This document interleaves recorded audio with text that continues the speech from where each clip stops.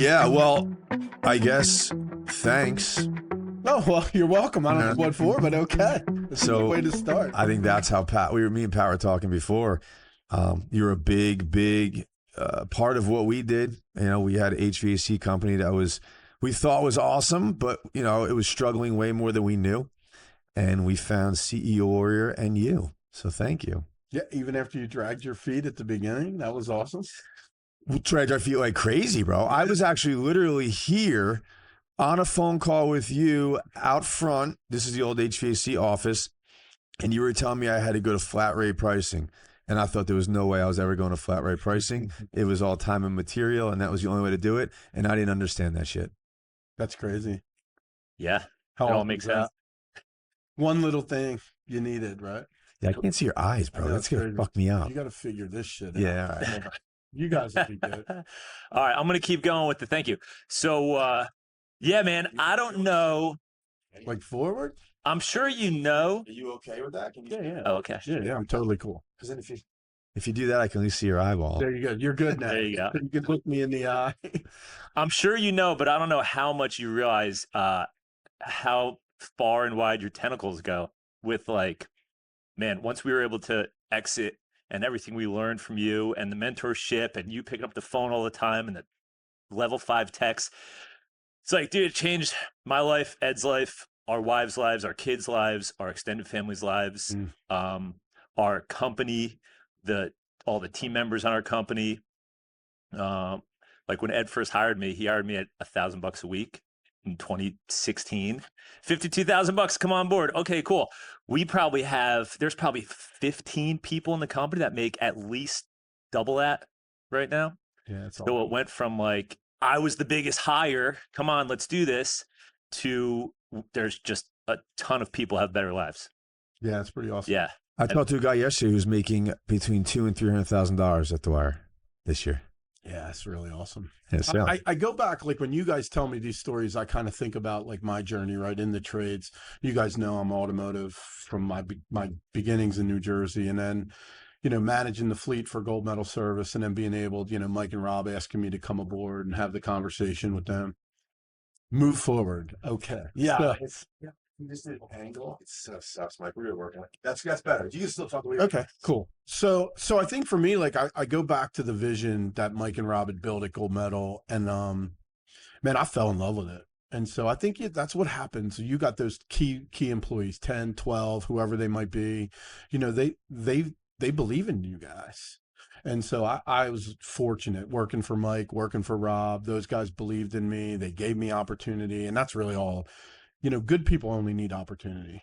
And so that's what you guys have served your people with. And so, man, I look back and I hear you guys talk about your journey and your people and what it means to you. It's been unbelievable, like 10 years doing this kind of stuff, helping people get to where you guys got, exiting, changing lives. But for me, it's the people in the business, because I resonate with them more than anything. You guys are owners, right? You're brothers. You built this unbelievable business. I wasn't an owner when I first came into the world. So I was like that critical manager. So watching, you know, the conversations about Mrs. Leonard at your place, where that came from, Yeah, right? yeah. And talking to Quaz and talking to the people that you guys have there, like, man, that's the juice for me. So yeah, it's awesome. I mean, I'm grateful for you guys as much as you probably are grateful for me. Like, as much as the wins are for you, it's a win for me. I mean, I'm doing this because that's what gets me going. yeah. And even when we first came on board and we first met you, like we were still in the field a little bit. We're still techs. We're still critical managers. You know, it's not like we were, you know, in a spot that actually we're at right now. But you are one of one to us. We are one of many to you. You have so many people that you coach and so many people that you talk to every day. But yeah, man, it's awesome. It's cool. So I think I don't think we think about it that way, right? I just think about like the relationships you have. It's not like a one to many for me. It's always a 1-to-1. Quite frankly, I think it feels that way. It feels a 1-to-1. You know what I mean? for you, I feel like I have a personal relation with you that you know, where I don't feel like one of many. Well, I think that right? I think that's the difference, right? I think that that's really what matters. I think like having somebody that like cares and talks to you like it's a not a cookie cutter response and bullshit. You know what I mean? Like Yeah. I live in Jersey. I live right in the same fucking town you guys live in. Right. So like, yeah, we deal with the same clients. We understand people. I buy shit just like your clients do. So I think there's a resonation there, and I think it's good. But for me, it's not. It was never one to many. That was really Warriors really kind of focused. So when we were at CEO Warrior and you guys joined CEO Warrior, it was all about. It really was about one to many, creating this kind of community, and that community is awesome. You guys still living through it, right? Like Yeah, for you got sure. a lot of friends you're probably never going to lose from that. We talk to people all the time still. Yeah. All the time. And those people are amazing, and they were choices. You guys were choices. We didn't have to serve everybody. Right. We served good people because it created a community. And so, yeah, man, I love it. It's awesome. What was like the transition from gold medal to CEO we were like how big of how much did your role change and what was that like? Yeah, wow. The first exposure to CEO Warrior was my first day at gold medal. When I got hired, they actually like Mike was like, "Well, I'm doing this training. I want you to sit through it." You know what I mean? It's like, here, go into the room. I got a few people coming up to learn some stuff. I want you to sit through it. And Yeah. it was like, holy shit. What year was that? I want to say it was 13 or 14. Crazy. Yeah. And so I'm the director of sales at Gold Medal Service. I didn't start there as the director of sales. I came in to run the Costco organization, their Costco relationship that they had. And Mike's like, I want you to come into the thing. So I think like for me, getting into the Warrior end of it, like gold medal, I fell in love with the people. I fell in love with the journey, just like you guys had at Dwyer's, right? It's the kind of a cultural thing. And then like Warrior just started. We didn't get paid to do Warrior. We didn't get paid to coach the people that were in the, it was just like, oh, hey, this guy needs some help with sales. Help him out. And so like I start talking to Greg Turner from Manassas, Virginia. The very first call I ever had was about helping him build a sales process. And I'm like, this is awesome. And how cool is it? Because so many people want to play like, what's that, like close to the vest. Like, I don't want to give away any, we were talking about a little bit yesterday. I don't want to give away any of my power. I want to like to keep my job and hold on to my stuff. And this is what I know. And you guys were just the complete opposite of that. And everyone in that community was like, I'm going to tell you everything I know. Dude, it was groundbreaking for me because it was like, who do you ask? I remember asking people I used to work for, like old bosses from town, and they were just like, fuck you. And, you know, I would get these like, these just blow you off answers. Now all of a sudden it's like, oh my God, I have guys that are doing exactly what we're doing, and they're giving us all the info. Yeah. I think that was like Mike and Rob, they realized, you know, because they were in the coaching organizations prior, they invested in themselves. And so they recognized they're not competing with you guys. Like gold medal's not competing with Dwyer's and AJ Perry. They're competing with the internal workings of the business. And so just make it work. And so giving all that stuff to you guys makes the market better. Yeah. So if gold medal can get you guys who are doing not time, like you're doing time and material, right? Like, and we can get you to flat rate, well, you rise the market, right? And then everybody's successful instead of like the Chucks and the trucks giving shit away and then wondering how they're going to make payroll. If we could get everybody to think about it a better way, I mean, then everybody flourishes. And so for us, I think that was the vision and value of Mike. They're like, give everybody everything, let them roll through it. They'll be good. And it'll improve the market. It's cool. How long before, like, what was the crossover? So how long were you guys still running gold medal and you're doing CEOs on top of that at the same time? Yeah, it was 4 years of combination. 4 years. Oh, wow. Yeah. You probably didn't have enough to do being the sales manager at Gold Medal where you're like, yeah, let me do some trainings too. Let me answer the phone calls for a couple guys. It actually, I know this might sound crazy to like the critical managers that'll listen to this, but like it made it easier for me. I don't know. I mean, I guess when I was talking to my guys every Tuesday morning, you know, then I get to talk to other people. So if I wanted to like, let's say talking to your sales team, right? And I come meet your guy in your room and we talk to 3 guys. Well, I've already talked to my guys. My guys are out running plays. Now I talk to your guys and I'm like, well, I can experiment with your guys. Yeah, right. I can see how these guys react to this shit. And so like, I'm actually putting things into play that you guys are helping me develop. So it was kind of easier for me to a degree. Yeah. The problem was being distant from install, because I was the director of install and sales. So being distant from the install managers. When do I get time with them? But then I could bring them onto a meeting, have my install manager talk with your install manager. What's that mean to my install manager? You value me enough to help me train somebody else. So now they see how much I care about them, how much I have faith in them. So everything became cultural and easier. And I mean, it just became real easy almost. Mike Disney, so good to talk to you again. Yo, you Isn't know it what? great? You know what's funny is Disney in like the house. you remove yourself from a situation and you can see it more clearly. If you're talking to other HVAC companies who are dealing with problems, you're completely removed emotionally, so you can kind of really see what the areas are that need to be fixed. I'm guessing, and now it's like, oh well, now I have ideas. Now I can implement this over here. And I think, I don't know, does that make sense? I woke up this morning and then I went outside and I'm like, oh, it's fucking cold.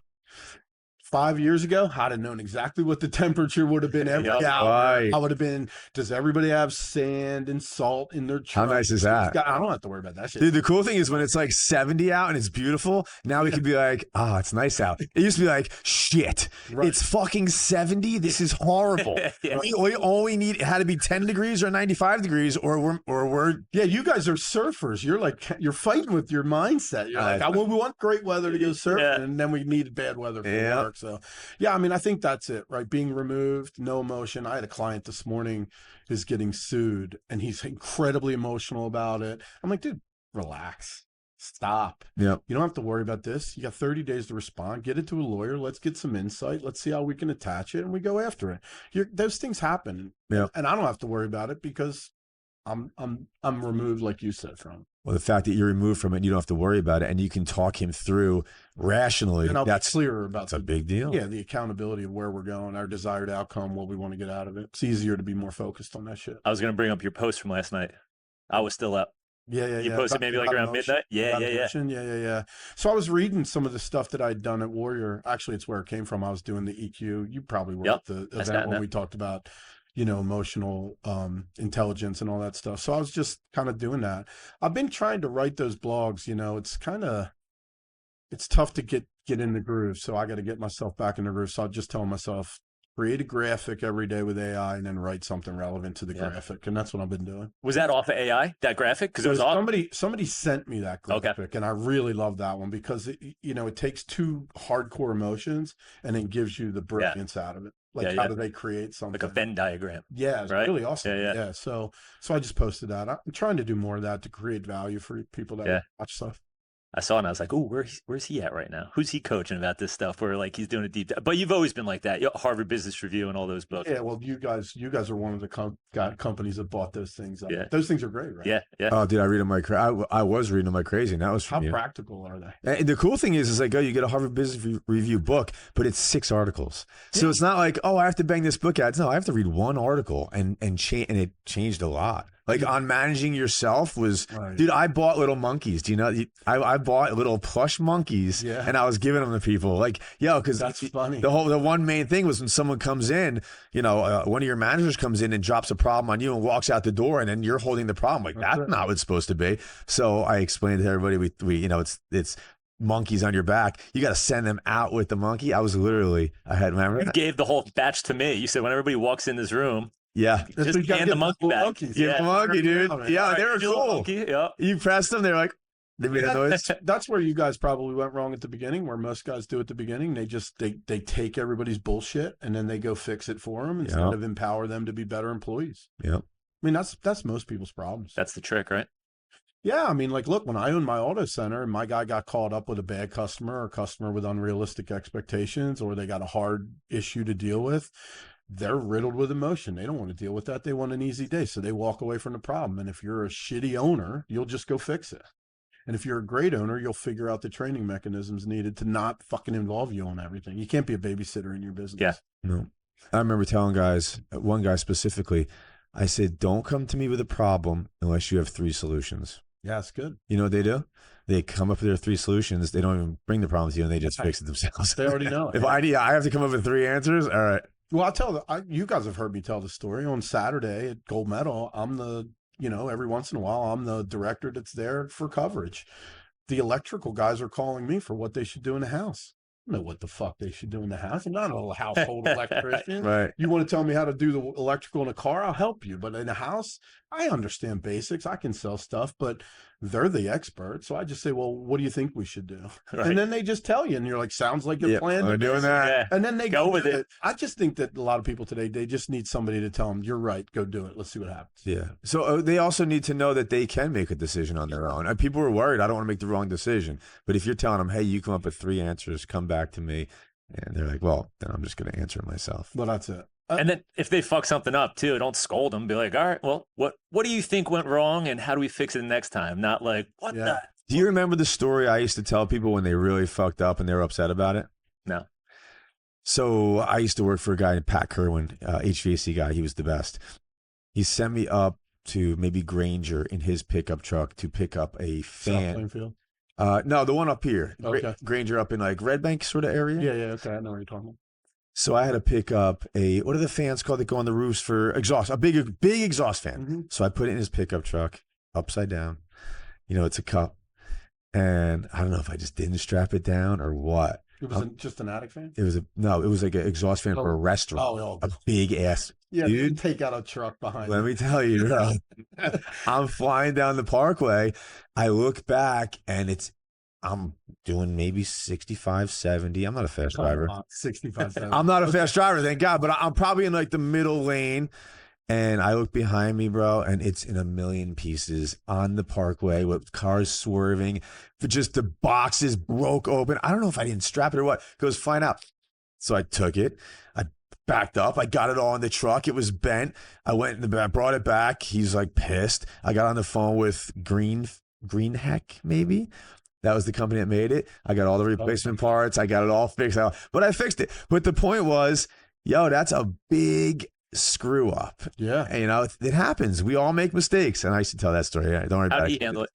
Oh, he was so cool. Oh, he thought everything, it was hilarious. Yeah. He thought it was hilarious. Oh my God. Yeah, I remember one time I was lost on the GPS and I talked to my buddy. I guess he was tracking me and I was just driving around in circles. I didn't know where I was going. So I talked to Jason and he's like, yo, Pat was on the GPS watching you, laughing his ass off. Look at him. What's he doing? He's just driving in circles. That's great. That's great. Well, that's his leadership style, right? That's why you say you love him, because he takes you in, he recognizes you create a problem, and then he uses this natural tendency of connection with you, whether that's humor or love or pain, and he connects with you and he's like, hey, it's all right, dude, let's fix it. Yeah. That's leadership. That shit's missed today. That's the problem. Yeah, leadership. What is when you switched 100% to CEO Warrior, what was your biggest shift in your leadership style? If there was one. Yeah, I don't think there was one. I think I became the same. I think that's why I really wanted to stay there. I think that's why I ultimately left gold medal, because I just could be myself at Warrior. I could be who I wanted to be. I could be like, you the people that know me know that I'm probably, sharp with my tongue every once in a while, but I'm very vulnerable at times. I'm authentic. I'm never going to be the guy who treats you like shit. Like I'm that guy. But I might say things you might not agree with, and I might challenge your behavior and tell you that you're not doing what you should do. And Mike let me do that unapologetically. And so Mike and Rob really kind of let me be me. And so that's why I couldn't get out of gold medal fast enough because of that. I mean, I love gold medal. I still love, Joe T's one of my dearest friends in the world. He's back there running it. And so, I love those people. Those people were family to me, but Mike and Rob allowed me to be me. And Nice. So Warrior really allowed me to just not have to worry about all that bullshit. It was always nice to talk to you because it's brutally honest, but helpful. Yeah, well, I mean, I think that really was built into me by Mike and Rob. I mean, like Rob would come in and you'd think he would sugarcoat shit for me. No, Right. He would let me have it. He'd be like, dude, what is this shit? And Mike would be like, hey, every morning Mike would do his normal routine.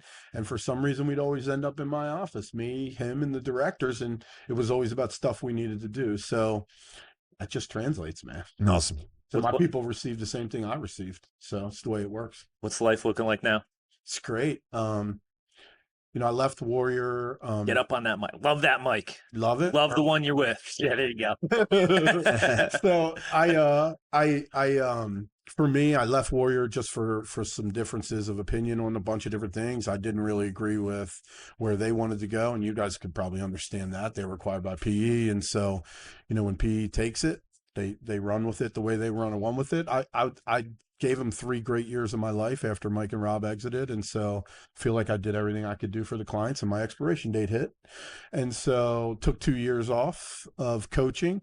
Opened a recruiting company. You guys know Winding River Recruiting, and so I have a couple people that are doing work there in the background, so that business is off and running and doing some great work for people. And then I had an opportunity with Jim Clark and Julie Venna to open Blue Diamond Consulting. Nice. So, we did our first event in October down in Miami, and that was really great. And we're starting to build up our client base and do some great things. And fundamentally, the coaching is completely different than Warrior, probably more along the lines of what you guys got from me individually than you would have gotten from other coaches and other, because I believe there's an intimacy. If I need to help you with your business, I got to know what's going on. I got to be part and parcel of everything so that I can help. Nice. The event was in Florida? Yes, we were in Coral Gables down in Miami. It was really awesome. What was that like? So we had about, I guess we had about 40 people in the room. It was a really great conversation. It was talking about all the things that today's market complexities, marketing. We had Wit Digital there. We had Bill Brown come from Service Titan Hacks. Jim spoke on all the financial stuff. Jules does what she does, talks about operational stuff and mindset. I talked about sales, marketing, and a bunch of other things. And so it was a really great conversation. Built a bunch of action plans, got a bunch of clients. And so now we got a business. Now it's roll. Love it. Love it. What do your clients look like? Do you have a big range, like revenue? I mean, I always look at it from revenue. You've dealt with people from 1 million to 50 million in revenue, right? Yeah. So is that like, do you have a big range right now? No, I think that, it doesn't really matter to me about the size of the company. I think size really kind of helps mechanic stuff work well. Like if I had a repeatable, I don't know, piece of content that every business could use, I think that's cool. Doesn't matter what size you are. But for me, I think it's like, are you the right person? Are you going to listen to what we say? Are you going to do the work? What are your demands on me? Does it make sense? Some people don't love me being on the call with them weekly. I mean, like, look, they got to come. Like, if you got a Tuesday morning meeting with me and you fucked off all weekend, yeah, you could be held to account. I mean, like, look, what are we doing? If you're not willing to do it for your company, then who are you willing to do it for? Right. So you need somebody to kick you in the head and tell you, grow up. Yeah. Are you still working with, I don't know if you know this, Mike McCarthy down in South Carolina? Yeah. So Mike is he's working for one of our clients. He's the install manager down at Best Services in South Carolina, Seneca area, Oconee area, where they are. Really cool business. Multi-generational business. So yeah, Mike's a good dude. So Blue Diamond is consulting Mike, that company? Yeah. Sick. We're working with that company. I talked to Mike I talked to him yesterday, actually. How's he doing? Good? Good. Yeah. He talks about you guys a lot. So. Mike's a good dude. I love Mike. Yeah. Mike is a good dude. Yeah. I think that's really it, right? Like in today's world, like the critical managers are what makes things happen, right? And so he's managing install, he's helping out manage some of the sales perspective and all that kind of stuff. And so, and he was, what did he do for you guys? Was he sales? He was great service guy, great installer, kind of install lead, manager. He laid jobs out, and then that's when he moved to South Carolina. Yeah, we were really small at that point. Yeah. No, and so Mike's got a good gig working with the Sanders family, and they're great people. And Best Services is one of them well-known companies out in that area, and they go out and that area is pretty.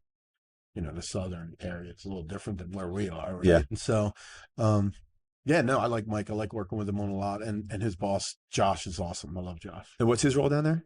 So he's the install sales manager. So he handles a lot of what I did at Gold Medal. So that's why there's a lot of synergy between me and him.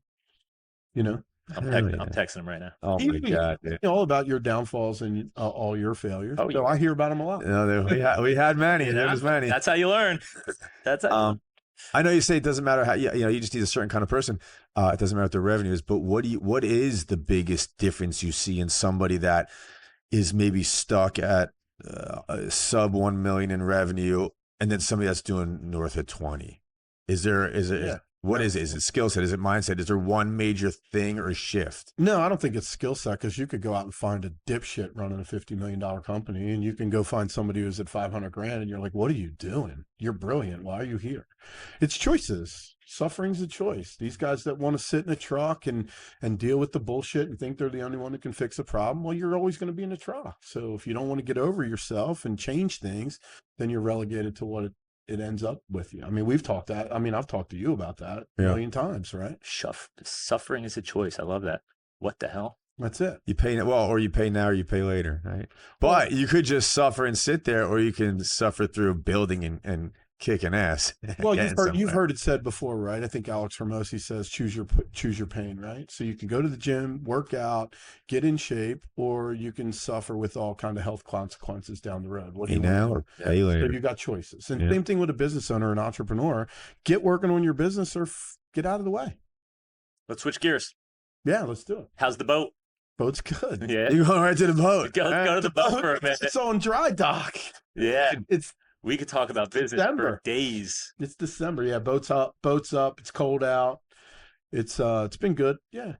I'm out there with you. I have the what is it called? The Freedom Boat Club. Yeah. Sick, dude. And what do you get? Is it like a 15-foot, what is it, 20 foot? They're like 20, 22, 24 footers. They're nice boats. It's center console. They have like 3 different styles: the center console, and then the bow rider. Yeah. And then they have one that they have like pontoons and stuff like that. Cool.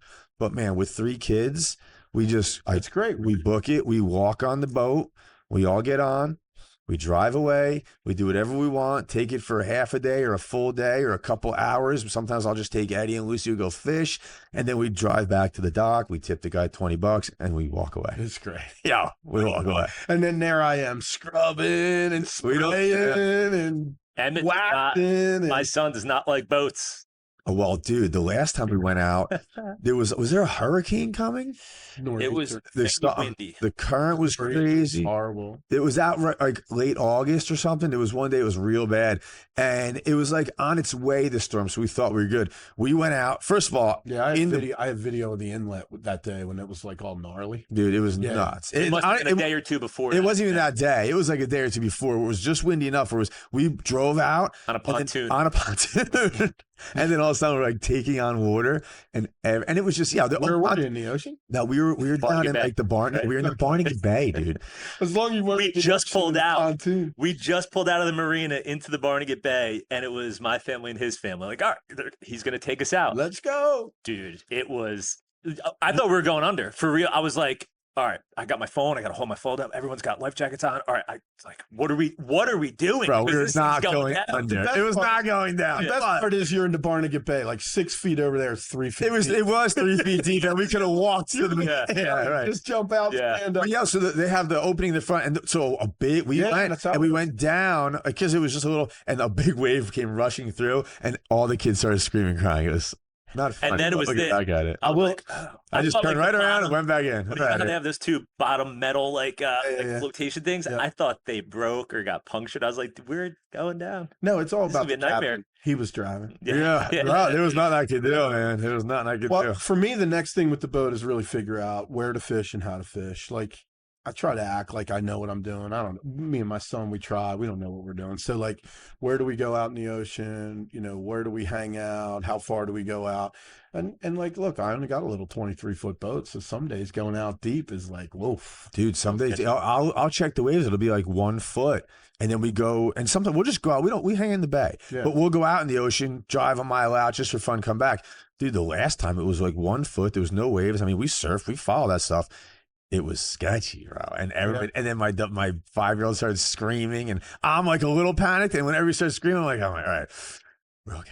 Yeah, I had my boat. Run around. Before I brought it down here to Manasquan, I had it up in Sayreville, and I had to bring it down, and I waited and waited and waited, and I couldn't wait anymore. They're like, well, you got to get it here because we got to get it out of the water by the end of the week. And I'm like, all right, well, weather ain't getting no better.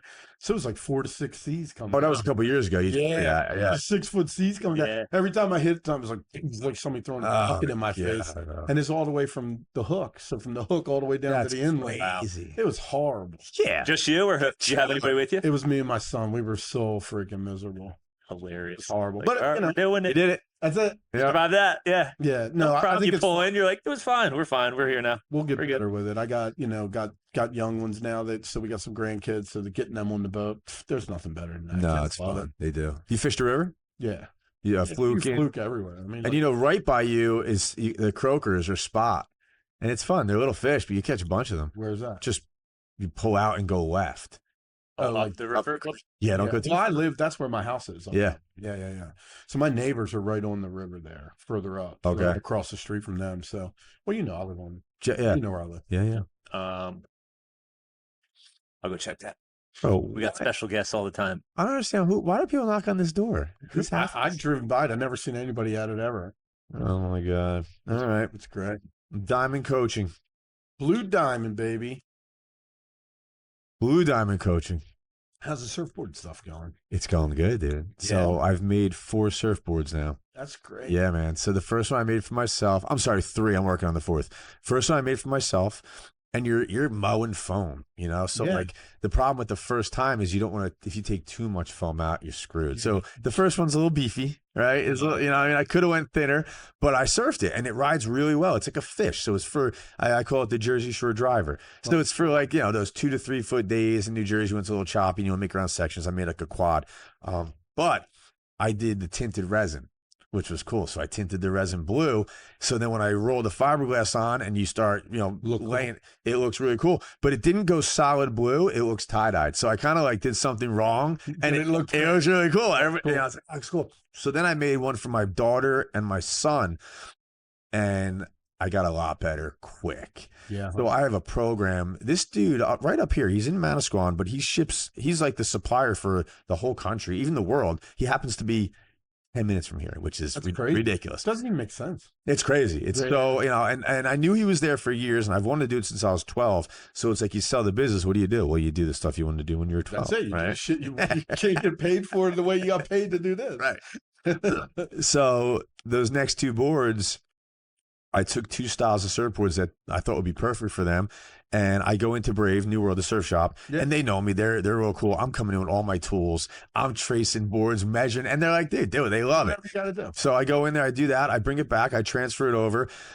I know to go thinner, and they came out great. So the shapes came out so good as far as and people that are listening that might shape surfboards, like I have some friends that are like actual real that's to do it for a living. Yeah, they're gonna be like, it didn't come out good, but it came out good. They came out great. It's your first, second, third, fourth board, right? So I ended up taping things off, and I bought a like $20 airbrush gun or whatever from Harbor Freight. Oh yeah, they got some cool shit in there, dude. I just hooked it up to an old compressor I have, put the paint in, and it came out sick. That's cool. I stole like. What do you charge for that stuff? Oh, what do I charge for it? You sell a board yet? No, I've only made 3. I made me, my 2 kids. I'm working on my wife's like fun shape right now. That's cool, dude. I'm gonna flash them up on this because I stole the designs or the idea anyway from like the 80s TC surf. Like the 80s neon, like 80s neon style. Bro, it came out cool. I got you. Who was out there? That was so enjoyable. It was Holman's, Dasco. Just 2 guys delivering. They're just trying to drop in. I always hated dropping. Should have brought him in. Yeah. I was like, dude. But let's talk about your pricing. It was nice. Yeah.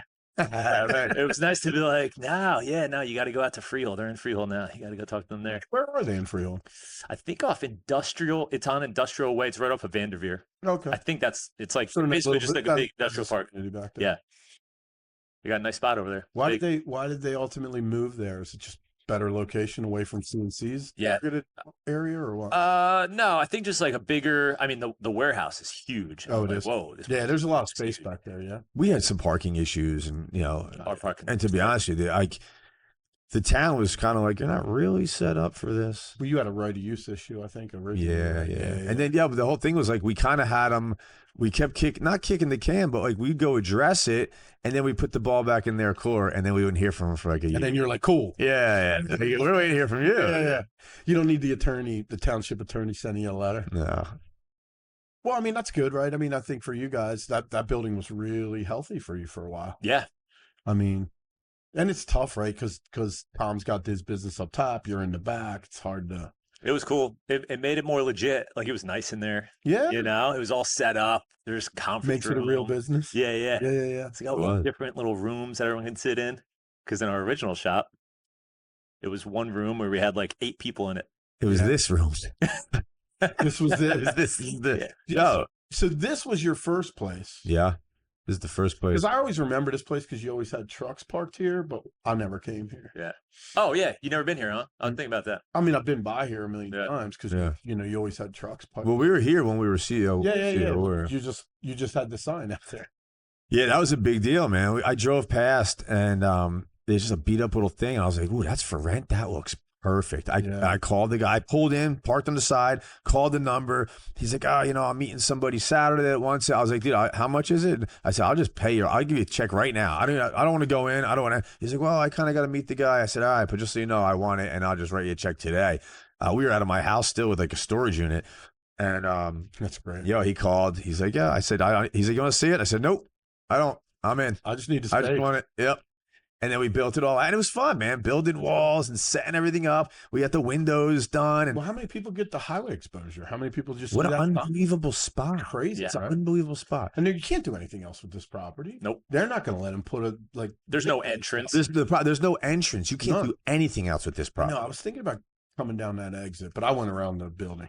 Which way? I was gonna whip down that, like, just come over the curb right there. I flipped around the. Well, yeah, the easiest way to get in is through the diner, really. But you got to be coming from the other way. Yeah, I'm coming from the north end. You got to put that picture up of us hanging the sign. That's a good picture. Dude, that was a big deal, man. I mean, over the years, it was cool because, like, okay, here's a picture of our first business card. Here's a picture of us signing, setting the sign. But yeah, up on the roof. Do you guys remember seeing the picture of Mike and Rob next to that brown truck? Yeah.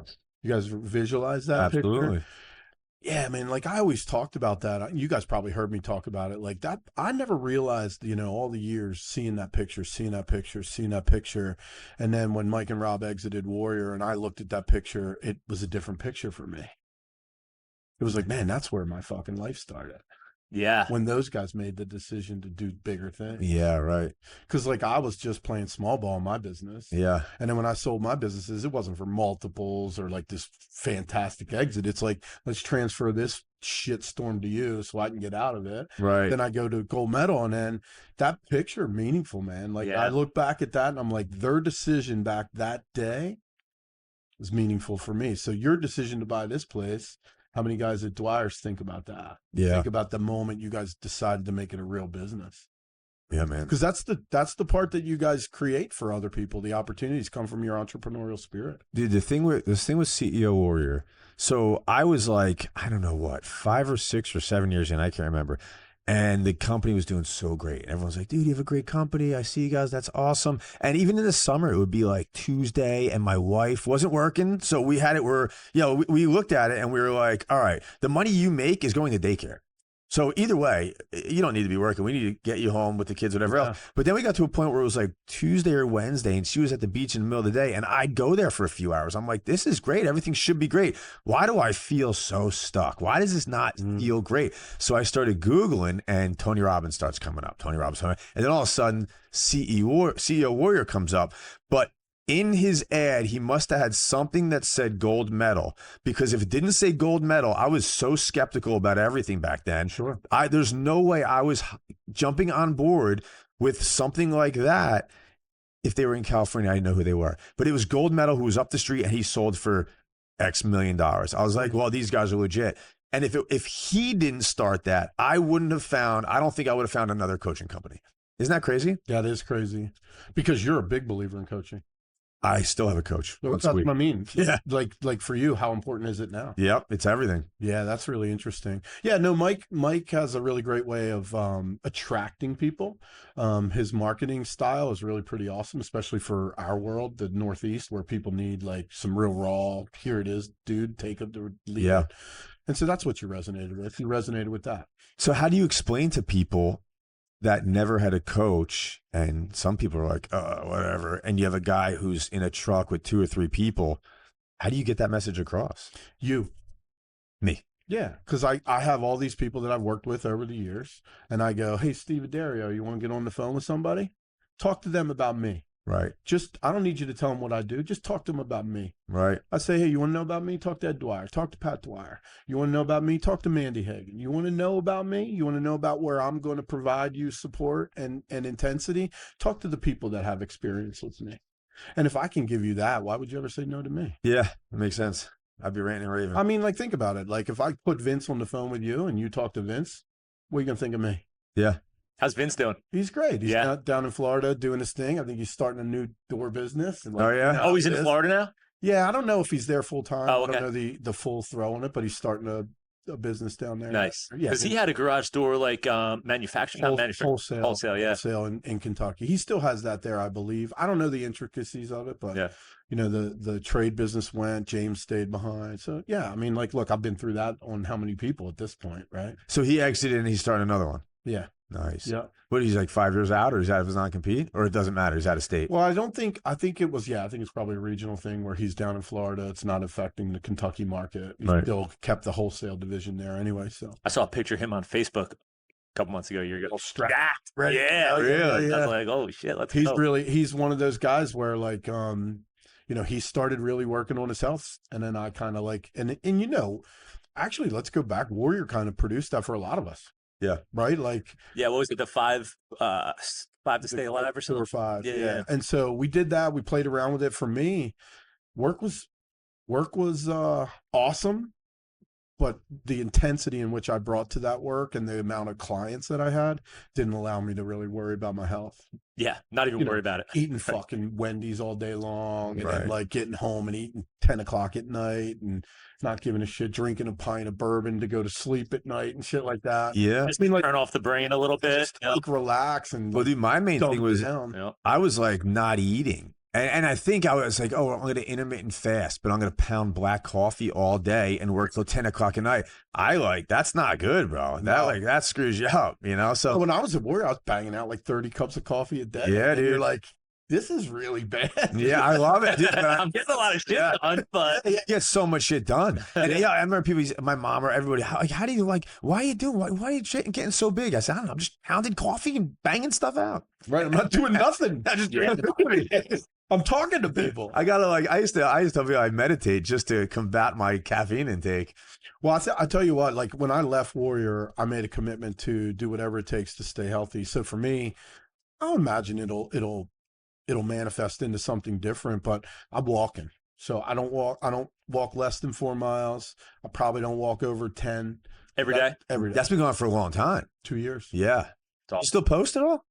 I'm on the Strava app, so if you guys, anybody that's on Okay. that, you could be connected with me. Like I see what Andrew Crow does. You guys know Andrew Crow. I see what Steve Adario does, Toby Allison, like all the guys that have been in Warrior before. You might know. We're connected. Do you set up like teams on that Strava You thing, can- or you follow It's people? like a social post, so Okay. you can see people what they do. So like Cool. you go a workout and you click and put it there. I can see what you did. Nice. Chris Florentino's on there. Other guys. Oh, it's just a workout social like media. you can walk, bike, run, whatever you do. You can just post it. Nice. Chris is hilarious. Chris is. I the- don't even really know Chris that much, but I follow him on Facebook. I met him once or twice, but his Facebook posts are yeah. Who is it? awesome. Chris Florentino. Oh, bro. Up in North Jersey. That dude, did you see? And it wasn't He's shareable. hilarious. I text him. I said, you got to make this shareable. He should post it every Christmas. It's ridiculous. He does some accent, and his daughter wants a dirt bike. You want a Oh, bike? so awesome. It might have been one of the greatest videos I've ever seen. It was Have hilarious. you seen him do the Tony Soprano like HVAC service expert? No. Oh my god, dude. You should have him on to do that. We Yeah, should yeah. have him on. Best. He is absolute. Dude, he he's is great. really fun. His funny is like ultimately raw and it's intellectual, which is what I really Yeah. like about it because it's thought out Yeah. and it's so like in your face. He's like recording himself doing leg presses, but then like a whole bio about like Roman, like That was great. Yeah. He's jacked right now. Yeah. And too. if you read through it, and you're like, that was the great. Yeah. yeah, Makes sense. It was so awesome. yeah. Yeah, Shout they're out great. Chris. Yeah, Chris is awesome. Yeah. Chris There's is so one- many good guys through that whole just those Well, the couple years. power of community, right? Like when we all got in that room together, and if we were really hyper focused on improvement, everybody was focused on everybody else's improvement. Yeah, for sure. Yeah. You know what I mean? Like Yeah, yeah. you sitting next to, Kathy Heelan and you guys working through a challenge you're having and Yep. she's having, and that turns into like gold. Yeah. Like that community was just like amazing. And it's defined where I am now. It's amazing. Even helping the people that were stuck like helps you. Of course. It's the best. Yeah. Plus The aim groups were. Plus the spirit of it, right? Like you learn, like the AIM group's a great example. You can go in there and offer all this insight, and maybe your insight, you're wondering whether it's good or bad, but you get to see what happens and then the implementation of it. And then you can take that back to your people and go, what didn't work over here, we got to do it different. Right. Yeah. And that's what it's about. Even in that, just getting, like you were saying, what power of proximity. Like I remember the first time talking to Dario about like getting a sales guy, and I got off the phone, I called you, I said, dude, just talk to Steve. He's doing like 7 million in revenue. Like just to be able to talk to somebody like that blew my mind. I was like, this dude is so legit. Now Steve's like a good friend and they're probably doing 15 or 20 million. Wow. But same thing with Chuck, like talking to him, not knowing anything about it, just in one of those like Zoom rooms during one of the trainings. And then he's like the next guest speaker, and he's like, "Yeah, I'm doing 20 million." And I was, dude, what? You guys are all just normal dudes. Super You guys cool. probably saw the video. I don't know if you guys know who Pete Katchke is. You know Pete? I'm not sure. No, he's from up in Northwest Indiana, and he said on one of the Warrior videos, he goes, "Man, the community here has just made it real for me to recognize I'm not crazy." Like, I'm not crazy. Yeah. There's a whole room of people that have the same problems I got. Yeah, we're doing the exact same stuff. And he's just like, it's really eye-opening to recognize I wasn't nuts. Yeah. And so I think that's what you guys feel. You get in a room like that. There's so much like-mindedness. All you can do is just work together to do things. And we had a lot of fun, right? Doing stupid shit. Dude, I loved it. I even going to the what are they called? The events. What are the events called? Service Business Live. Yeah, Service Business Live. Yeah. I was just telling my son. So my son with school and stuff, and he sits in the back, but they just give him that seat. I said, "Yo, man, when you get there, I get it. It's kind of like you don't want to do it. It's boring, but you can get there and really dial in and get the most out of it." He said, when I used to go to classes, I'd sit right in the front. If I had a choice, I'm in the front because I know I'll daydream and go off on my own little thing. Right. But if I'm right in the front, it's kind of hard not to because you're up there calling me out because I'm right in the front. But I was telling you, I don't know if I ever told you this, but you called me out one time with my markers or my highlighters, bro. I used to take, I would take notes. Two different things. I got two different stories. One is I used to take notes like a madman because if I have to take notes to stay engaged. Way to not curse right there. Did I not? You did. You said a madman. Oh, madman. I know what word that usually is. I take notes like a. Yeah, I'm trying. Want me to say it? Good. Yeah. Don't say it. Don't say it. But yeah, so I had a whole highlighter system, and it was like blue was gold, like blue was like green, all that stuff. And then you call me out for everybody. He's like, like this guy, what do you got? Tell me about your markers. And I like froze. I was like, he's like, he don't know what he's doing. I knew it. I had a system. I'm a lot that way too. I like to write stuff down. I never hardly ever go back to the notes, but the notes, when I write them, it anchors for me.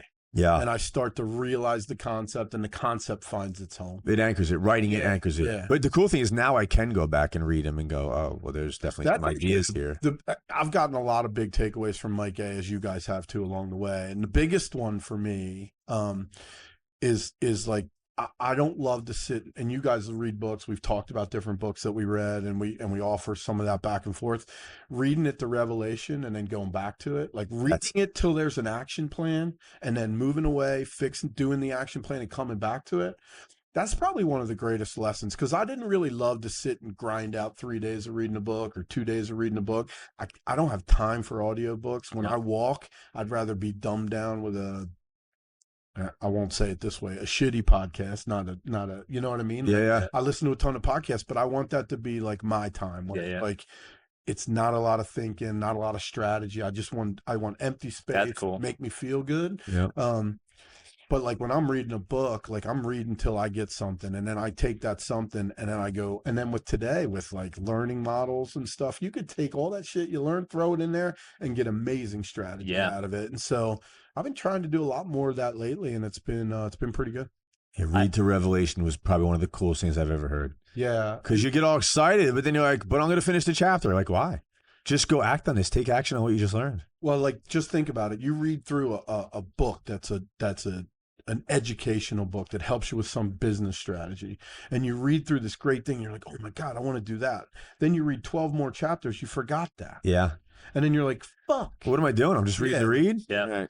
I want to go back to that because that was the stuff I could implement right away and make happen. Yeah. You said that. I Googled that. What does that mean? Read to Revelation. Yeah. Pretty good, yeah. I like asking that question. I was like, let me Google this. Oh, okay. All right, that makes sense. Yeah, and I don't think Mike did it on purpose, but read the Revelation because how that circles with the Bible is really powerful. Yeah, right. Yeah, yeah. But I'm pretty sure that wasn't his method. It was just real revelation for me. Yeah. He had a lot of stuff, man. And you're right with the health stuff and everything else. Those 12 modules is where I started with him. And it was like, all right, get a snack. It's carrots and celery sticks. That was your snack you're allowed. We had. Dude, I 100% had carrots and celery sticks and my water. All right, tell me what to do. What's next? Yeah. One time we had an event, a Service Business Live at the old Gold Medal building, and the old Warriors will bitch and complain about this left and right. They had like quinoa and this is like the most despicable food you ever want to eat. Because Mike was like, no, you have to be healthy. If you're going to run a tight business, you got to be healthy. Here's me, 250 pounds eating a cheeseburger. Right. And meanwhile, there's quinoa. And I'm like, what is that? I don't even know what that is. So weird, dude. I can't. Yeah. I think if you mix it with rice, it's okay, but It's not. it's disgusting. Yeah, It's just tiny get it little in- hard ball. It's like, it's weird. Nobody wants to eat this. Every time I eat it, just get it in my body. I guess it's good. Just get it in there and We move go on. back to that day. I remember all the Warriors being like, he brings out quinoa one more time. Yeah. We're out of here. All right. All that stuff was great. And it's Like, funny. We joke about it, but there, there's a lot of reality to that. it works. All of it. Like, my family didn't understand it. I was like, I think this is working. They're like, what do you mean? Oh, I'm breaking arrows on my neck. I think it's working. I don't know why, but Well, yeah. they told me to do it. And A lot of people that breakthroughs. don't know, they're like, it's a cult, boy. I'm like, all right, listen. And he tells you, people are not going to understand. You can't let the people even though they like love you, they don't understand why you're doing what you're doing. That's okay. They're not going to understand it. And the fact that he would say that, we go, and then you hear it from everybody. What are you doing? That's crazy. It sounds like a cult. Yeah, all right, it's okay. We'll be okay. All that shit was just like an analogy, right? Like, yeah, if you could break an arrow on your neck or walk across coals, shit you never thought that you would even think of doing, you can also lead a team and build a business. The arrow is really the most powerful thing. I think walking over fire just is naturally fearful, right? You're like, what the hell would I do that for, right? But when you break an arrow on your neck, when you talk about the pressure, like you're feeling pressure, it's time to push harder. Yeah. That's the hard concept for people, right? Because like in today's world, like think about today. You talked about your wife paying for daycare and all this stuff. Young families, they got tons of pressure. They don't lean into it. And that exercise teaches you to lean into that pressure. And that's how you get rid of it. Yeah. You can't get rid of pressure unless you're leaning into It's it. still in my dresser drawer. 100%. You need to address like what's going You on. walk away from it. No. So then when you come back, it'll be right It's going to here. grow too. Right. And it's going to grow while you're Yeah. gone. Yeah. Yeah, you got to press through and you got to crush it. Yeah. And so, those kind of moments, like, I don't know that I was a believer in all that shit. Like, I came into the world where that stuff was gifted to me through my owners and founders. And so I play full out. And so when he wants me to walk on fire, I walk on fire. Yeah. What did I get out of it? Well, I got a lot out of it. Yeah. Never thought I'd get anything out of it up front. Is when you reflect on it, is when you realize what you got out of it. And you guys would ask us to play full out. You have to. We just asked it, and it's like, all right, well, I'm here. I'm going to do this stuff. And Yeah, well, that's it. It's like Mike will be like, we're going to eat fire. Disney and Joe, come up. You're going to show us how. Here we go. Right? And so, and it's like, hey, look, man, if I don't get comfortable with the uncomfortable, then where do I go in life? That broken arrow is still in my dresser drawer. Keep that shit, you know? And all that Represent shit you something. wrote on there, Yeah. you can look at and realize. And that was a couple years in too. So by the time I was like, I've never been to an event with the arrow thing. By the time it was a couple years, maybe it was like the third year. And I walked up and I was like, I don't even have to think about this because I was so enveloped in like whatever, Unstoppable. just on it. Yeah. That's and it. you're like, that's what they want me to do now. All right, cool. I walked out like, ugh. I mean, if you could put the arrow, the point of the arrow Yeah. on your throat, the soft part, Mike says, the soft part of your throat, Yeah. and then just push through. Yep. And you break through that, so what are you doing? I didn't. Are you doing an angle and it breaks or something? you put the plastic end up on The dummy guy. board, right? Yeah, Yep. on the bob, and then you just push through, and you get It's it nice. nice. I hold it till it gets nice and tight, and I'm like, okay, walk right through it. It breaks. Well, some people struggle with Some it people goes right through their neck. because they can't break that what their mind's telling them. They Yeah. can't get away from it. Look, I don't know the whole theory about all of it. All I know is that was the most impactful thing for me because the pressure I felt, and once I broke the pressure, I realized it was gone forever. Yep. Dude, the wood. The board break, yeah. Well, the wood was like you write down. I think I can't remember the whole thing, but I know it was You're writing down everything that was like horrible, bad things that you feared and everything. You're writing, right? That taught me, man. I can like. I've done stuff where I'd write a whole page and just light it on fire and be like, all right, that's gone forever. It works too. It's Yeah, weird it how does it works, work. right? Yeah. We used to have like before, like we used to do stuff like that. We would have just a paper shredder in the back of the room, and we would have limiting belief documents and just be like, here, just fill. When you think it's a limiting belief, write it down and go shred it. Like in the middle of the meeting, just get your ass up, write it down and go shred it. Nice. And so like all throughout the meeting, you're hearing the shredder every so many minutes go. Now you don't know what they're shredding, but what you're feeling in the room when you hear the shredder go, you're like, somebody just had an epiphany. Breakthrough. Yeah. Somebody just transformed. Yeah. And when the room hears that going and going, you can't help but be better. Yeah. And that's the community we all lived in. Yep. Look, I'm as fortunate as you guys. I didn't have to pay for it like you guys did. Worth every penny, dude. I got to live through it. And so the reality is it made me a better person, made me a better coach, made me a better father. You got paid for it. Not for the first 4 years. Really? Oh, well, while you're It was Mike gave us the gift of being able to. Yes. the way of doing that, huh? But in all reality, when we all look back on it, actually, the four of us, because if I could include Caroline with Joe and Jim and myself, I think we look back at it as a profound gift. Yeah. Yeah. We were in a good time. Mike was there, Rob was there, you were there, Denise. Yeah. Larry. It was a really great time. Yeah, great crew. It's a really great time. I still reach out to Mike if I'm like super stuck, if I'm like at my wit's end. Yeah. Like recently, we had Jen's father died, and it was like a rough time. And I hit him up, and but even whatever, we had a great conversation, and he helped me kind of get out of a little thing I was stuck in. But I remember a couple months later, I hit him with a 5, and he called me. I'm like, "Cool, I didn't know if that was gonna work." He goes, "Yeah, I didn't." He said, "I didn't know if it was gonna work either." That's great. That's great. Well, that's one thing about Mike. He is a creature of habit. You text him a 5, and I promise you've been in his world ever. You do that 10 years from now, he'll respond in a second. But if you text him a 555, he doesn't know what that is. Well, like, look, he was pretty clear. Just a 5. Just a 5, dude. Spend a 4, you get what you get. Yeah, right. A 4.2. That's not a thing. I don't even know what that is. Yeah. It's a delete. Yeah.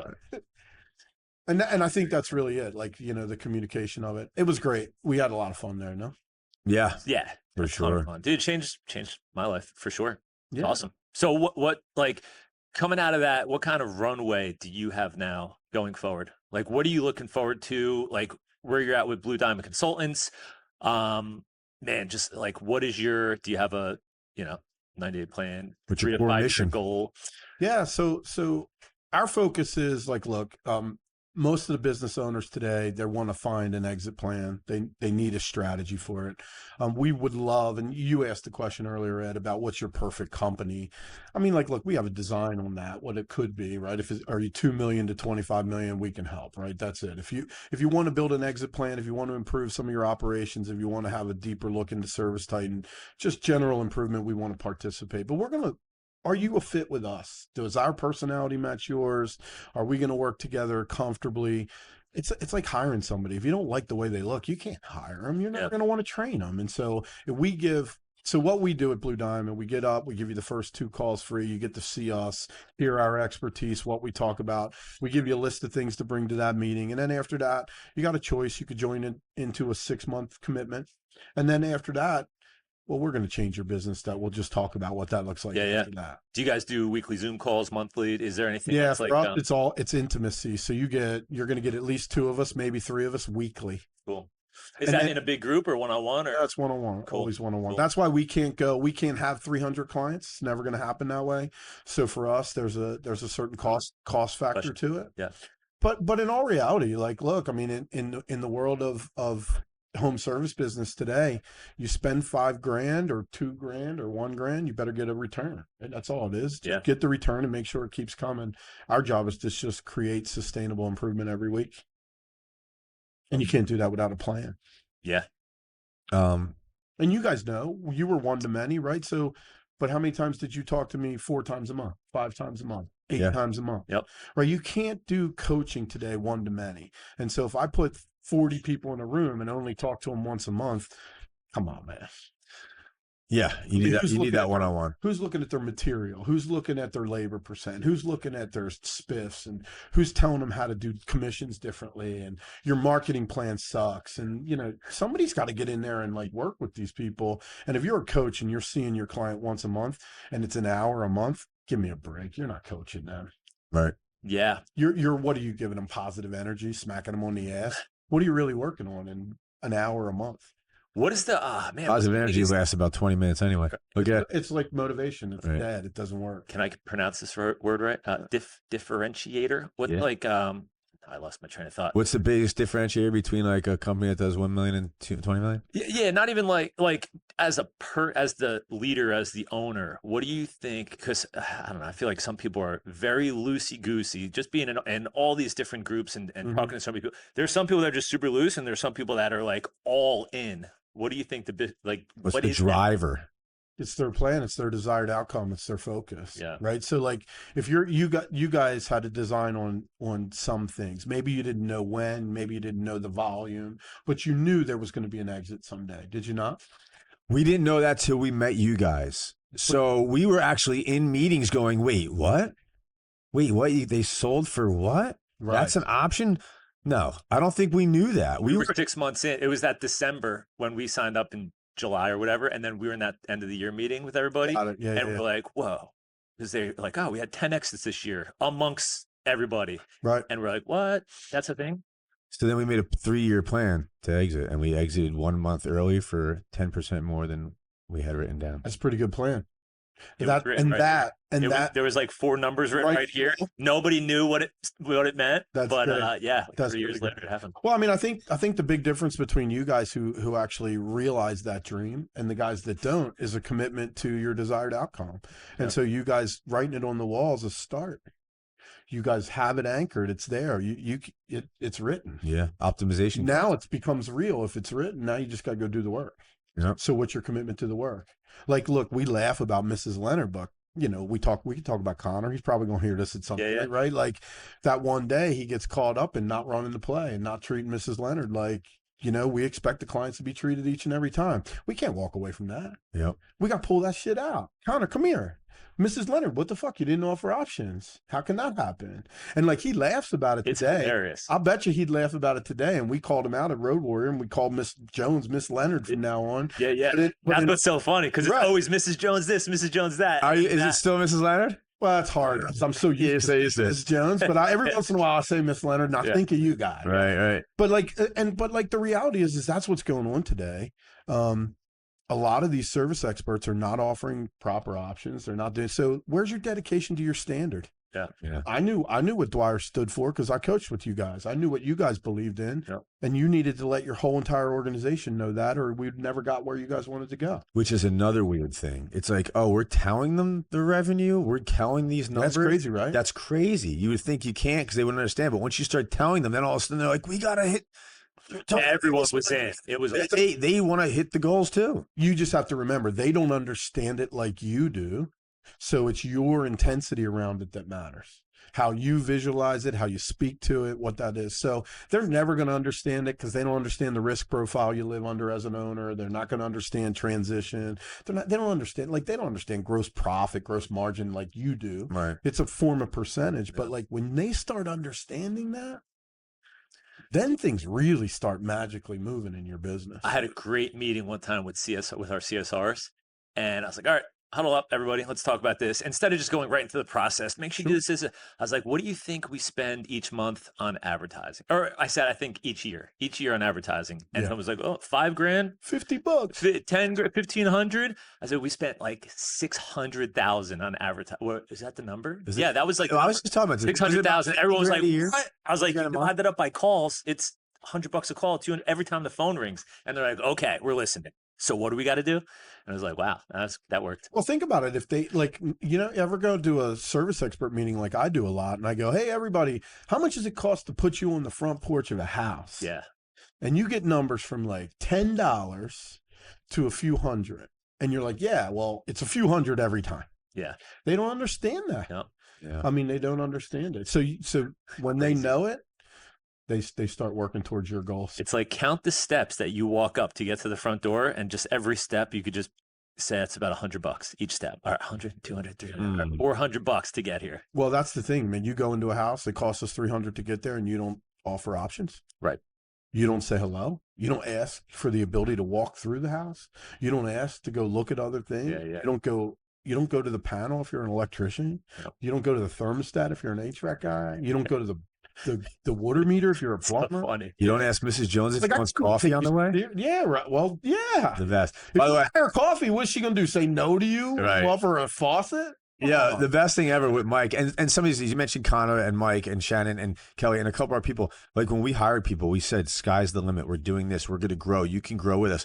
Those names that we're talking about, those are the ones that actually listened to that, jumped on board, and they're killing it now. Dude, Shannon's a rock star. He's killing it. He's a rock star. Yeah. Mike, Great. I'd go to war with Mike any day Yeah. of the week. Yep.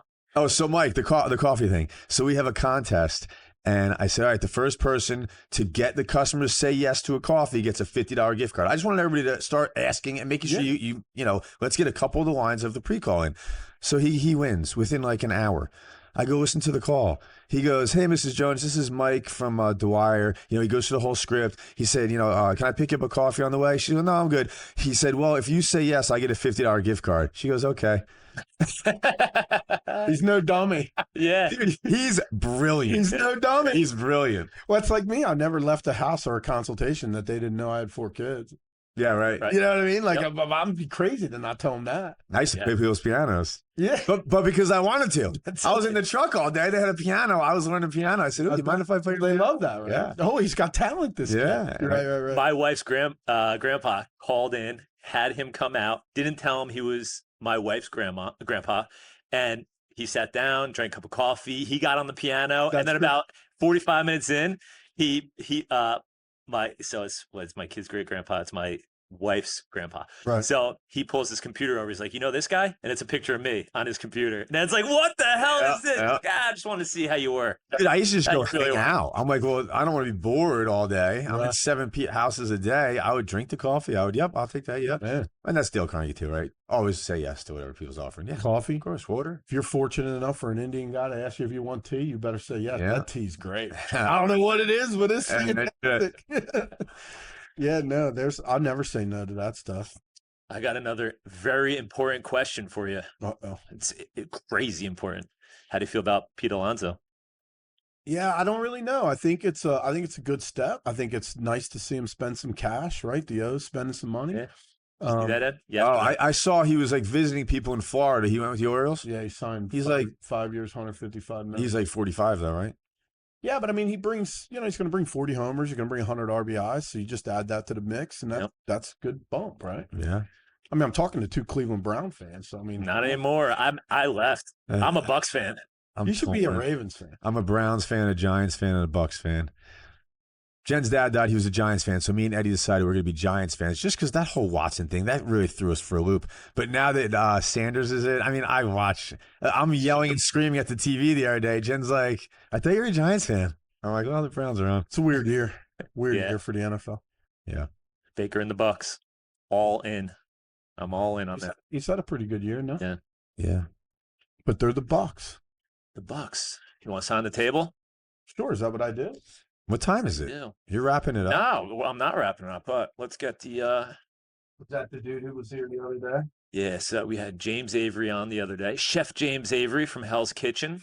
That's Well, great. Who's this dude? That's my buddy Mike Ganeri, who is touring the world with a band called Madball. That's the dude I watched. Yeah, Yeah. he's the man. He's the best guitar player I've ever seen with my own eyes. Wow, that's awesome. Yeah, he's amazing.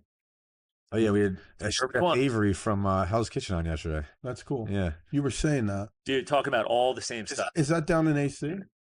Which Hell's Kitchen? No, he was on the show. Oh, He was on oh, Quick episode, Quarter Man. season Yeah. 24. He's like pretty predominant.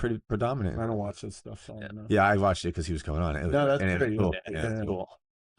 But he was talking about the whole just like run the kitchen, running a restaurant, the front of the restaurant, back of the restaurant. It's all the same stuff. It's Yeah. Like, look, I mean, in today's world, especially in what's going on with the market, right, and all the bullshit distractions from these idiot politicians who think they're helping us. Like all the distractions in today's market, it's all about the client journey, man. And if you're not focused on that, you're not focused on nothing. And where is a client journey more impactful than at a restaurant? Exactly. You Yeah. walk through the door, the host's right there. Yep. I mean, it's like you got to get helped immediately or people get turned off. Yep. It's like He was talking about the E-Myth. He was talking about traction. They He read was the talking same about books. Yeah. how to win friends. Yeah, it's cool. I mean, EOS probably can help every restaurant out, right? If you do it Exactly. the right way. Yep. Yeah. Yeah, he was cool. It was interesting because it was like, oh, this is exactly the same. You're just cooking steaks. We're, fixing Doesn't matter what thermostats. you sell, it's how you serve a client. Yeah. It's cool. It's interesting. Newspapers or HVAC work. Serving Same clients at the highest level. That's it. Yeah.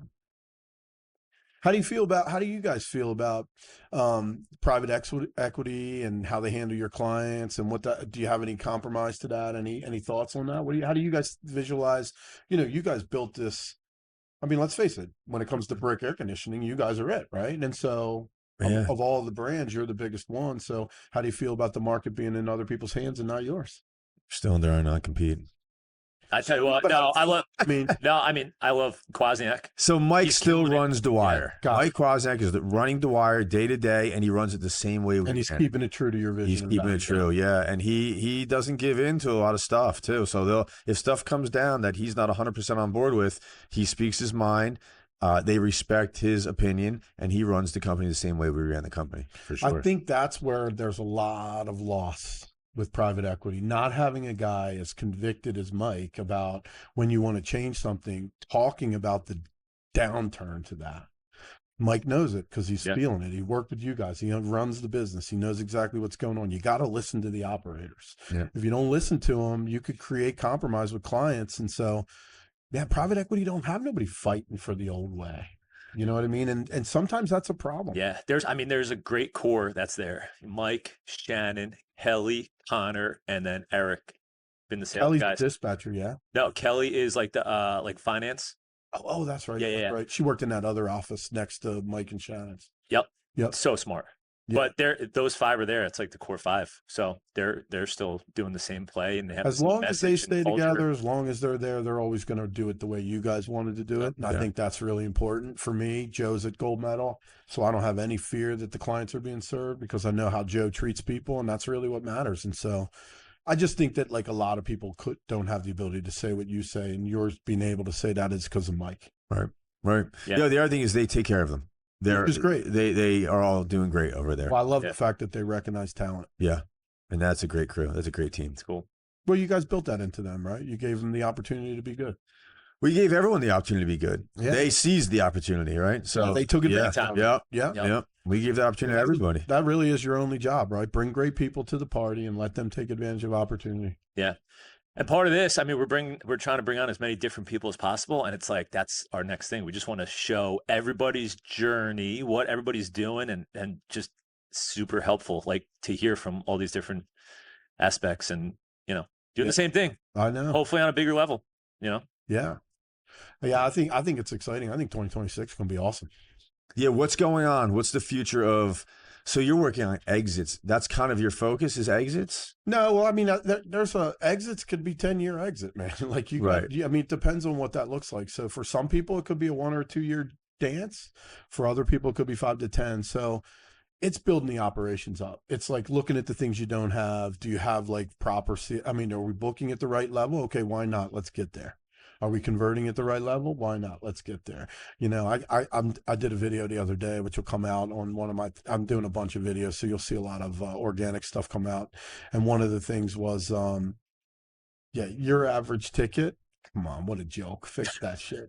Like, like your average ticket's $300. All right. Give me a break, dude. I can't take you serious. Well, the funny thing is, it's like, what a delivery, because some people just don't know. It's Well, like, the that's problem correct. with that is when you first hear that, when I first started talking with you guys and you hear that, you're like, well, I'm not going to sell people stuff they don't want. We're not going to do that.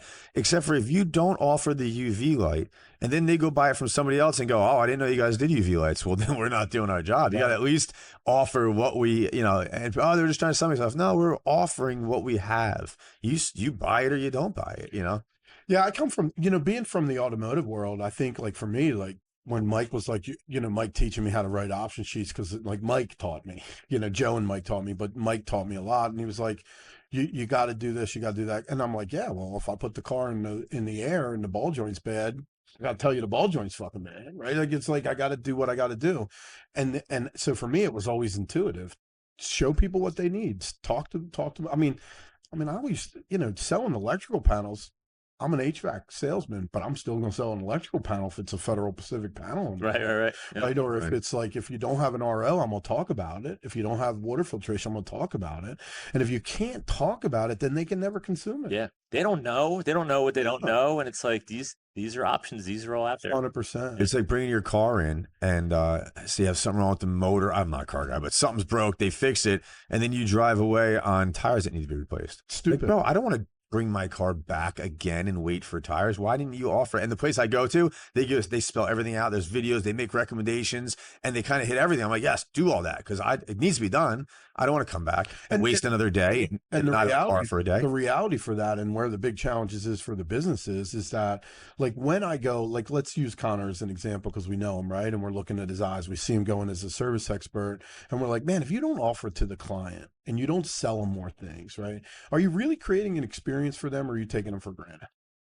Are you really manipulating your daily schedule, or are you serving a client? Well, that. Right. Are you really creating your exit for the day so you can get home in time to sit on the couch and eat ice cream and play Call of Duty? Or are you serving a client? Which, by the way, Connor didn't. He did serve the client. I thought 100%. No, we're using just casing out. Example. So when he goes into the house, he needs his muscle memory to write the options the right way, talk to the client the right way, ask for the approval of things, and then close the job. Like, just ask for the damn sale of it. Right. Yeah.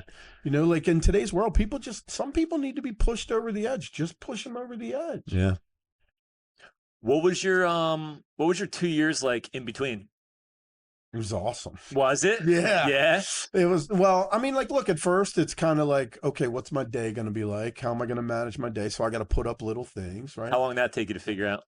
Probably about a month to get the routine down. Yeah. For me, it was more health stuff, right? Like kind of like, where can I walk? And then I saw you walking one day, right? You're hey, there's Disney. What's up? You and your family are driving by. So like for me, the first month was like, how far can I walk from my house and make it back comfortably?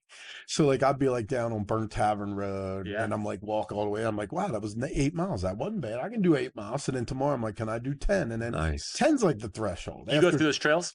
Yeah, I go through the Sawmill Trail. Yeah. Walk through the back of the high school. I walk the track a couple. Dude, that's where we grew up. That's our neighborhood. Dude, we grew up on the streets. I know the woods probably as good as you guys. I spent so much time back there. It's cool back there. Yeah, it's real cool back there. Be back there at times, but it's cool. Like, the school's there, the kids run back there, so the track field runs back there. So you see some of the same people back there. You go through the gully, that big opening right behind the school. That's the gully. We used to have bonfires back there. So I'll walk down. Dude, we should go walk that. Yeah. Walk Winding River Road to Herbertsville, bang a left, go past the apartments, and then right where that little where they do fire training for the fire department.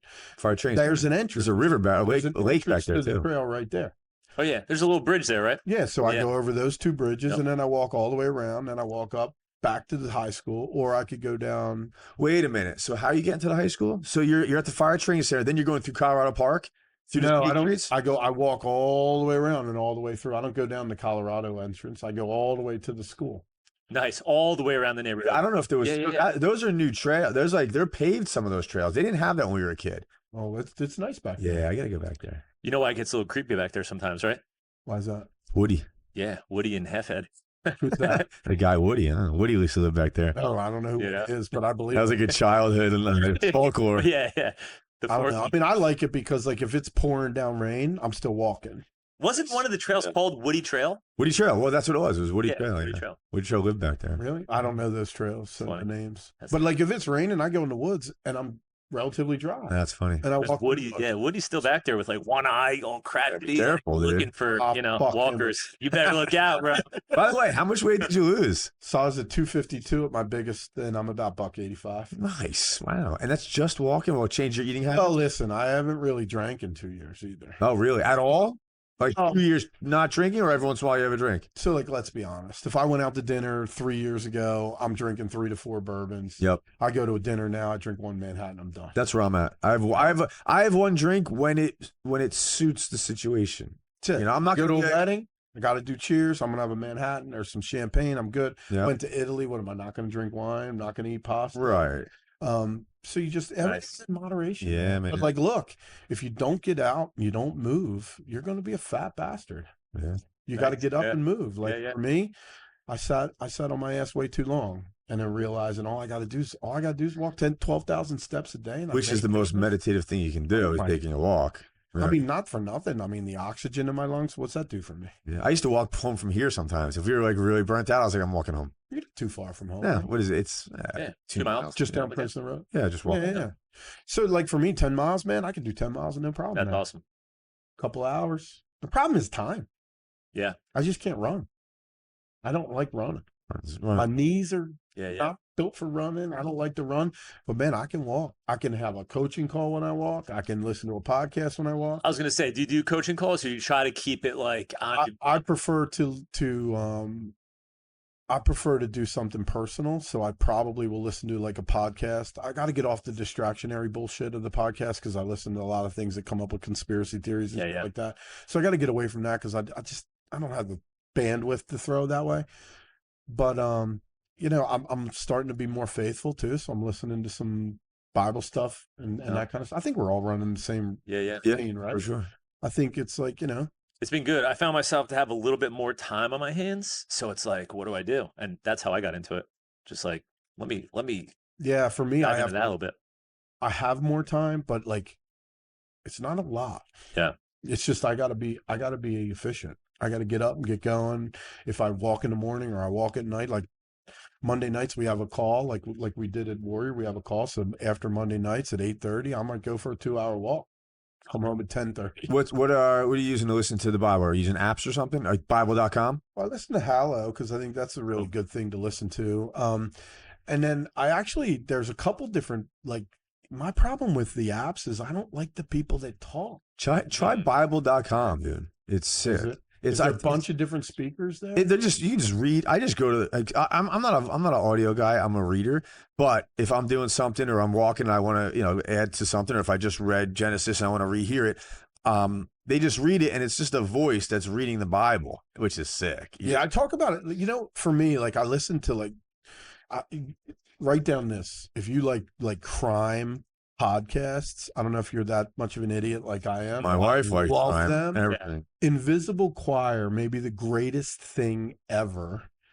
And this guy, Michael Ojibwe, who runs it, owns it, his voice mesmerizes me. Nice. And so, like, if I can get somebody to read me the Bible in like his voice, I'll listen to the whole thing start to finish. The Bible.com, it's like, and Gabriel came to Zechariah and said to him, and that's like, and now when I read it, I'm like, that's here. So, yeah. And so for me, like the Invisible Choir is a great podcast that I listen to. Comes out on a Sunday, but the guy's voice is amazing. The if you love crime stuff, that's the best one I've been to. Nice. I chat GPT a lot.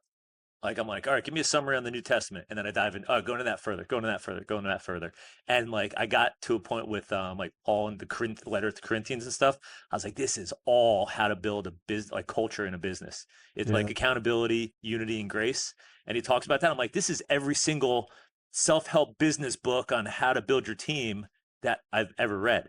It all comes from this. It's crazy. Well, listen, everything comes from that. Right. You're right. So like when you think about it, that's not that none of that's fabricated. That is the architect for everything we do. And so I mean, like for me, I look back on it when I listen to the Bible now and things resonate that I might not have heard, right? Like letters of Paul to the Corinthians and those kind of things. I mean, my parents were big time Catholics and I went to a Catholic school.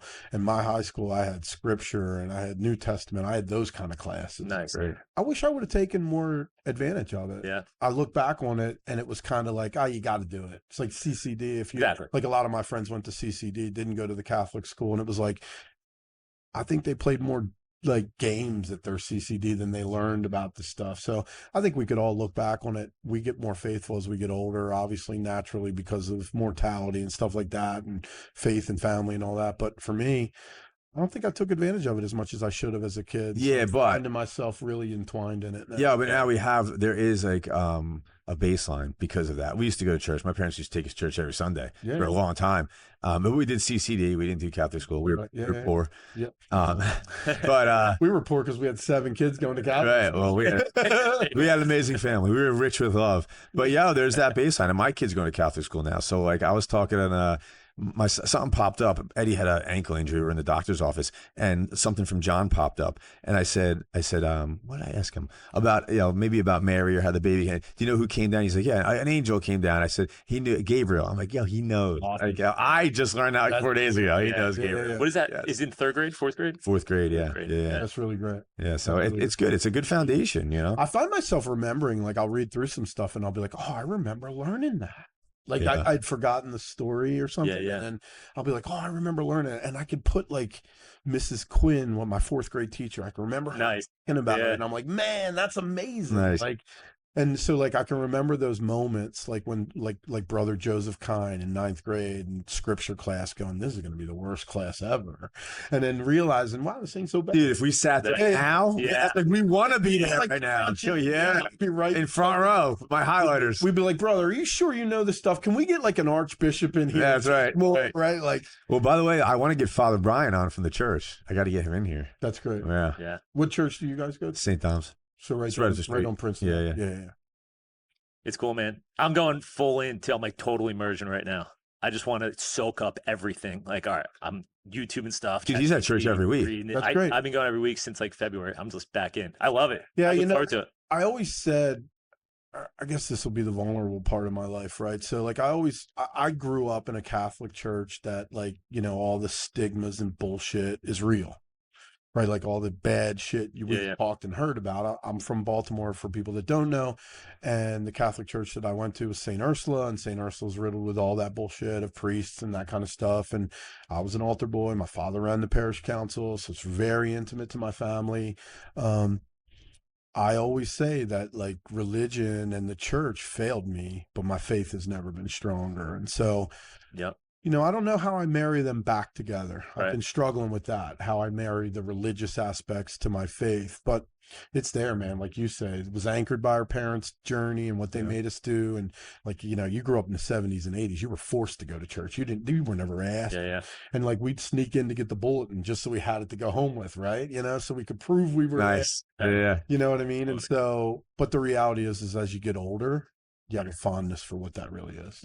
Well, the Bible is also different than church. I'm reading the Bible every day, and not for nothing, but there's like a lightness that comes with that, And the cool thing is, like, I don't know if this matters to anybody, but if you ask ChatGPT, what's the likelihood that Jesus was real? It says 99%.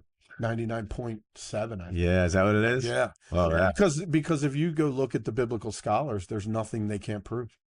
Yeah, I'm reading The Case for Christ right now, and it's amazing. It's fact, I mean, and not only that, it all resonates with all the other things that we sacrifice in. So there's a story for everything we do in the Bible. It's cool. Right? It really is crazy. I try to separate when it comes with all that, like, church stuff, just like everything that whatever happened, all the bad stuff. Try to just separate the people from what it is. And I try to focus more on what it is that I'm trying to figure out and get from it. Yeah. Because like running a business, if you're in a company growing up and you're a tech and you don't have that good of an owner, you're like, I hate being an HVAC tech. If you're a tech and you happen to fall into one of these awesome companies where the owner's all in, it's like, it's the best thing that ever happened to me. So just try to separate that. Well, could you imagine like how much connection do you make in an employee? Think about Ed's story with that guy that he worked with before, making a joke at everything, having fun and great experiences with him. You'll listen to that dude forever. You'll do whatever he wants. Like on Saturday when he goes, hey, I need help this weekend. You'd be like, let's go. What do you need? Well, I used to actually beg him for help every Wednesday. Pat, can I work this weekend? No, Elizabeth is cutting down on overtime. And then at Friday at 5 o'clock every single week, Eddie, can you work tomorrow? I said, yes, I can. That's how I bought my house. If I'm doing 52 hours a week at $21 an hour. And that guy's leadership, while he probably never thought about it as leadership, it was his way to connect. He created followers in you. Yeah. And that's what it's about, right? Also, somebody that believes in you so much, they'll do whatever the hell you want to do. Yeah. Yep. The bottle of Tell 'em Redo and paper cups helped in the office. I bet. He'd bring you in for like what is it? A lot of my employees loved my stash under my desk at Gold Medal. Yeah. Yeah, Mike one time was doing a podcast at my desk, and he comes out, and he comes to me and Rob in the conference room. He goes, "You have a problem." I'm like, "What do you mean?" "What's under your desk?" I was like, "No, that's when we meet the employees and we have one-on-ones." He goes, "There's like 12 bottles of liquor under your desk." I'm like, "Well, everybody's got a different taste." There you go. Right. Right. But that's what creates the culture, right? If you're willing to talk to people where you need to meet them at, they're going to be better for you. That's it. I saw your post last night, and I texted Ed this morning. I was like, "Oh, we got to hit on that emotional intelligence." That's where you're obviously there. I mean, you're always there with the EQ and emotional intelligence stuff. I think But for me, like being an Irish Catholic, man, like that was probably a lot of problems I had when I owned my own business. yeah, You know, like, and I think at the end of Warrior, I let my emotions get the best of me, man, because I was angry. I wasn't so happy. yeah.